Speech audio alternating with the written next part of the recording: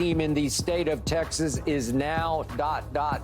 the Houston Texans. Whew. The Houston Texans are I the best figured you would go professional there. football team in Texas. Good. You Followed listening? up, Jerry, you listening? followed up by the Texas Longhorns as the second best football team, Wow. not NFL team, but Good. football team. Jerry, did you in hear that? Texas. And when in all seriousness, though, when you look at the grand scheme of things, the DeMeco Ryans and what they put together in the offseason in Houston, oh my God. I was thinking about it when the question came up. I looked at in my mind, I looked at the roster, just the player, the notable guys. They got better players. They literally got better players. They do. They do. And they blew out the Cleveland Browns in the playoffs last year. They didn't get blew out. They took the other team to the woodshed. They did. And so I sit there and I said, I look, and then I believe they had, at some point, they had Baltimore kind of trembling a little bit. They had them trembling. C.J. Stroud, Dak Prescott. C.J.'s young. Dak Prescott has a little more, little more experience at it. But that's, you can chalk that up to a wash. If you really wanted to, you could say that's a wash, Skip. If you really wanted to. Never mind the age difference or experience difference, but if you just saw the Pepsi Coca-Cola test and you said, That's a good one. That's who is true. that? Yeah. You'd be like, man, I'll take that guy. Like the blind test? The blind test. Yeah. Joe Mixon is better than y'all running backs. Let's not even go there. Y'all don't have one. Nope. Stefon Diggs, C.D. Lamb, I mean, I'll take CD, but I give you it's close. You'll take CD based on his production last year and Stefon Diggs' production that fell off at the end of the season. But it's close. Tank Dell, Brandon Cook, Nico Collins and Tolbert. I got Nico Collins. I do too. So you look at it. Dalton Schultz, Jake Ferguson, probably leaning toward Dalton Schultz. Lermy Tunsil versus Tyler Smith, we already know where that's going. You got Will Anderson, DeMarcus Lawrence. Ooh.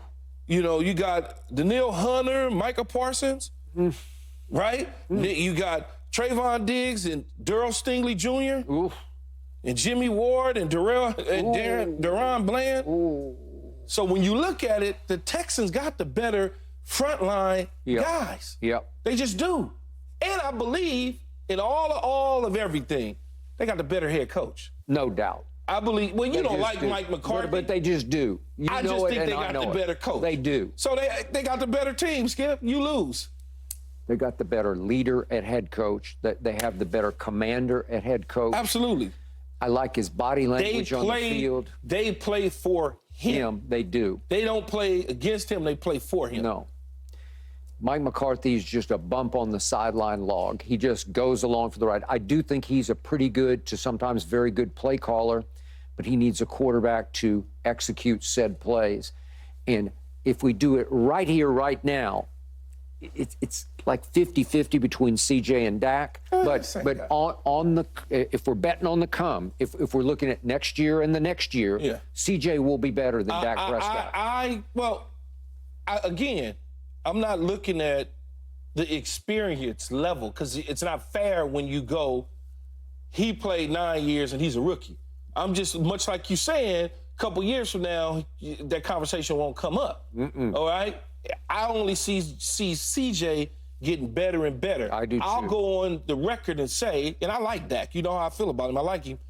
CJ will have more postseason success in his career than Dak Prescott will. I mean, in a way, he's already off to the races because they were really good against Cleveland. I wouldn't be shocked again if the Texans somehow are in the AFC Championship game next season. You already said they're better than Baltimore.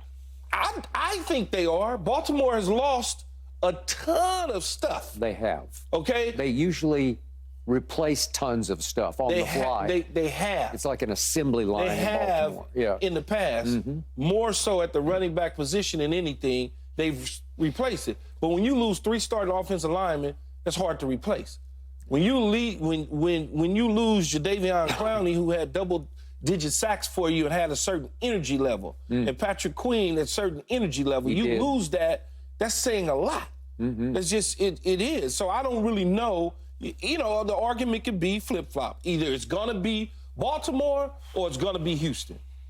Kansas City's at the top, but it's going outside of that. Some people gonna pick Houston. Some people gonna pick Baltimore for the number 2 slot in the AFC. All right. I cannot fight you on this one at all. The Texans, as we speak, right here, right now, as is, are better. I'll just say they're a little better than the Dallas Cowboys. They're a lot better. Well, the Dallas Cowboys still have some talent. The cupboard's not bare. Your left tackle ain't even close to Laramie Tunsil. No. You got to protect the quarterback. Because our first ballot Hall of Fame left tackle is a Jet. But you don't have him no more. We're only talking about right now, Skip. I got it. And we lost a very good center to Washington. Yeah. Biotish is really good. We lost a pretty good running back in Tony Pollard, and I don't see how we're going to replace him unless we draft somebody. But you didn't want Tony Pollard back, though. Well, again, he suffered a career-threatening injury in that playoff game 2 years ago at San Francisco, and he never quite got his burst back last year, but he was still pretty good, and they're going to have to replace him. We lost a linebacker who did make a Pro Bowl. I'm talking about Wolf Hunter, yeah. Oh. And Stefon Gilmore is still sitting out there unsigned, and I don't know if Jerry's just kind of waiting him out. He's getting ready to Carolina, I think. Well, he had been in the mix there. He was talking to them, had visited there, but I never heard the end of it. I think it's close. So I'm going to guess that we're going to lose him. And I'm saying, and replace with what? What are we doing? We signed our backup offensive tackle yesterday, okay, and Edoga. When he played left tackle last year in place of Tyron Smith, he was pretty good because it was pretty quiet over there.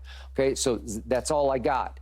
We signed the linebacker that is Coach Zimmer's linebacker from Minnesota, and I'm like, okay, and because he's just sort of a coach on the field, he's just But see, pretty good. That's not just a little better. That's not when you say to me that you signed a veteran linebacker whose best days is left in the Twin Cities in Minnesota. That is a fact. That's not, Texans aren't just a little better. Yeah. And when I look at the Texans receiver room, it is spilling over with receivers that we don't have. No. So the depth at receiver is way advantage Houston Texans. Well, you go Diggs, Nico Collins, Tank Dell, and if you want to throw Noah Brown in the mix, throw Noah Brown in there because he wasn't he's in very the room. good for us, but he was good for them. Yeah, and he's in the room. And then you say Dalton Schultz is in the room. He's in the room, and he's a veteran tight end. Listen, Jake Ferguson came on, and he is a baller. And he's going to continue to get better. Yeah. But Dalton Schultz is pretty ripe right now. Look, we got one baller on our team. One guy I trust. One guy who's got that dog in him. Lamb? That's CeeDee Lamb. That's the guy. I'm not even sure what Micah is made of yet. I'm still not sure because every year he tails off at the end of the year. Do I see his spectacular ability? Sure I do. It leaps out of the screen every game to me. But they went and got Danielle Hunter. They got Danielle Hunter, and you want to talk about productivity? Go look at his productivity versus Micah's. And he's been a little more productive than Micah has start to finish. So that's not a little bit better than Skip. Okay, all right. I'm trying to hang in and defend That's not as my best I fault. can. You can't defend it. There's nothing to defend. Yeah, and then I keep reading about these mock drafts where everybody's got Dallas trading out of the 23rd pick, and I'm saying, you can't. My friend Phil Yates at ESPN, they just put up one this morning, and he's got Dallas trading out of the pick. I forget who went up to get it. Oh, San Francisco went up to get the tackle from Georgia, the left tackle. And I'm saying, we need him. You know, we can't afford to trade back because we don't have some picks down the line.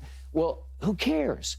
We better use our first-round pick and use our second-round pick to take starters. Well, you trade out of it, get a couple second-round picks. Okay, but and you better can have be careful. A starter. Okay, but listen, you're down huge in the offensive line. Two really good players. Yeah, but you can get offensive lineman in the second round. Okay, yeah, but you better, if somebody's left on the board who is a flat-out, bona fide, guaranteed slam dunk, gotta have, you better take him. That's because they're He's desperate. not going to be on the board in the 20s if he's a slam dunk, Skip.